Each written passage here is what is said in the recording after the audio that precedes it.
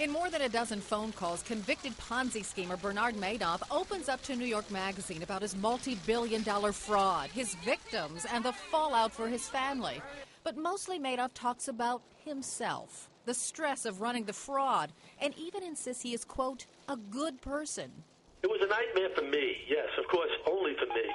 But he says, quote, look, imagine going home every night, not being able to tell your wife, living with this axe over your head, not telling your sons, my brother, seeing them every day in the business and not being able to confide in them.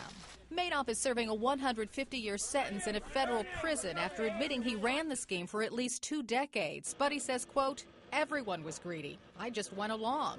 It's not an excuse. Madoff says in his view, several hedge funds and banks were complicit. He believes many of his victims will get a substantial amount of money back, but he shows little sympathy for his investors. These people probably would have lost all that money in the market. I'm not trying to justify what I did for 1 minute. I'm not. Madoff maintains that his family knew nothing about the fraud and says his wife Ruth, who initially stood by him, has cut him off. And angry at me, of course. How could she not be angry at me?